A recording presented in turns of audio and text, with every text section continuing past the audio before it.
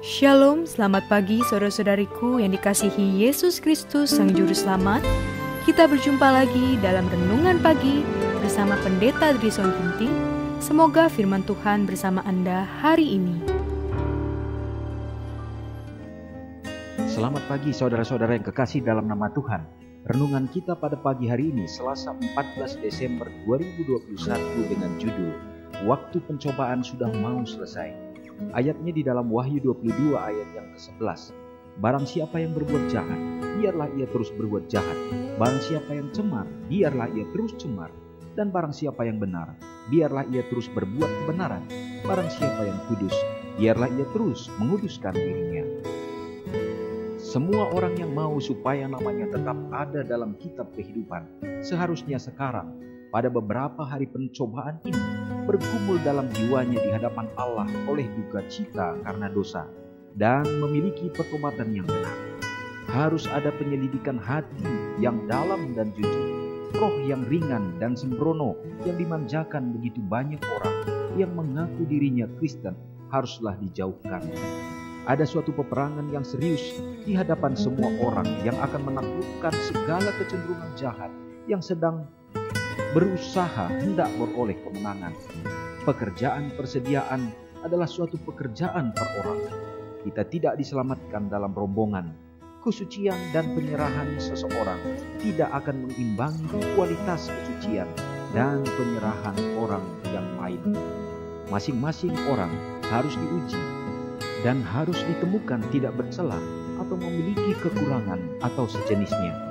Pemandangan yang berhubungan dengan penutupan pekerjaan penebusan ini sangatlah serius. Segala kepentingan yang terkait di dalamnya sangatlah penting.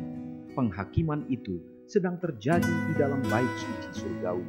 Di hadapan hadirat Allah yang dahsyat, hidup kita harus diperiksa. Apabila pekerjaan pemeriksaan penghakiman itu berakhir, nasib semua orang pasti telah diputuskan, apakah untuk hidup atau mati. Saat pencobaan itu berakhir, beberapa saat sebelum kedatangan Tuhan di atas awan-awan di langit, berbahayalah keadaan mereka yang menjadi ragu-ragu dalam kewaspadaannya dengan berbalik kepada segala daya tarik dunia ini. Sementara seorang pengusaha sedang sibuk dalam mengejar keuntungannya, sementara orang yang menggemari kepelisiran mencari pemanjaan diri, sementara para anak perempuan mode mengutak-atik berbagai perhiasannya. Boleh jadi pada saat itulah hakim segenap bumi akan mengucapkan keputusan. Tuanku ditimbang dengan neraca dan didapati terlalu ringan. Dengan diam-diam, tidak disadari seperti pencuri pada tengah malam, akan datang saat yang menentukan, yang menandai penetapan nasib setiap orang. Penarikan terakhir dari kemurahan Tuhan diberikan kepada manusia bersalah. Karena itu, berjaga-jagalah supaya kalau ia tiba-tiba datang, jangan kamu didapatinya sedang tidur. Saudara yang kekasih dalam nama Tuhan, jelas sekali bagi kita pada kesempatan ini bahwa Allah mengamarkan kita bahwa saatnya akan tiba, dan ini juga menjadi satu pencobaan yang luar biasa, di mana kita tidak akan bisa menarik diri dari kesenangan-kesenangan duniawi, dari kesibukan-kesibukan yang membuat kita lalai di dalam iman kita. Dan pada saat-saat seperti itu dikatakan, boleh jadi Yesus akan mengumumkan untuk ketetapan umat-umatnya yang akan dibawanya ke dalam kerajaan surga.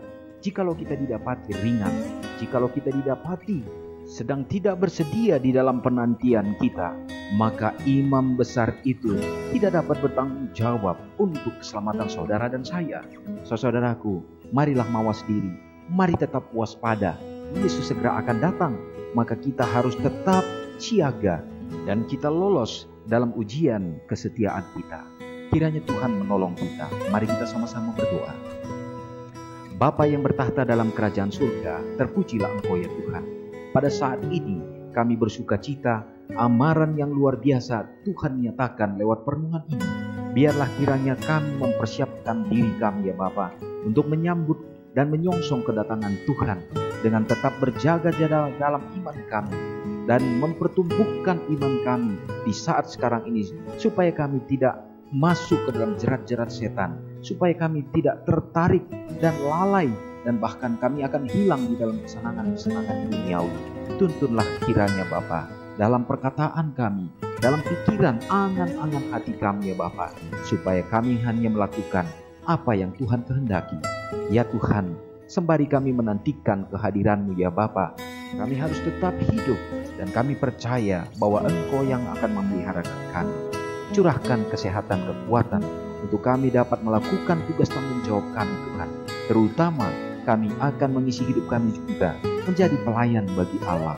Ya Tuhan, curahkan kiranya berkat-berkat yang berkelimpahan untuk membawa kecukupan dalam kehidupan sehari-hari. Berkati keluarga kami masing-masing, anak-anak yang Engkau titipkan, dan juga baik suami baik istri, supaya kami dapat berdampingan hidup berbahagia di Eden yang kecil di dunia ini ya Bapa. Bapa, kami berdoa bagi organisasi gereja-gereja Tuhan.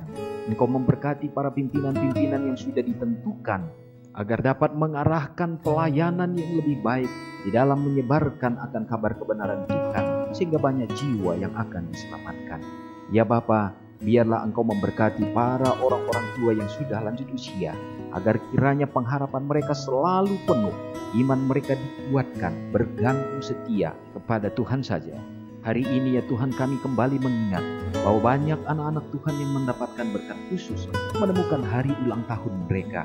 Biarlah kiranya Tuhan juga dengan kasih karunia-Mu melimpahkan berkat kesehatan dan panjang umur, mengampuni kami dari segenap dosa pelanggaran kami, supaya doa harapan kami tidak terhalang untuk menjadi jawaban yang indah dalam hidup kami. Doa ini hamba-Mu persembahkan di dalam nama Yesus yang sudah menjadi juru selamat kami. Amin. Selamat pagi, Tuhan Yesus memberkati. Ingatlah Matius 5 ayat 13-16. Biarlah kamu menjadi garam yang mengasinkan dan terang yang menyinari kehidupan orang lain. Jangan lupa subscribe, like, dan share ke seluruh dunia.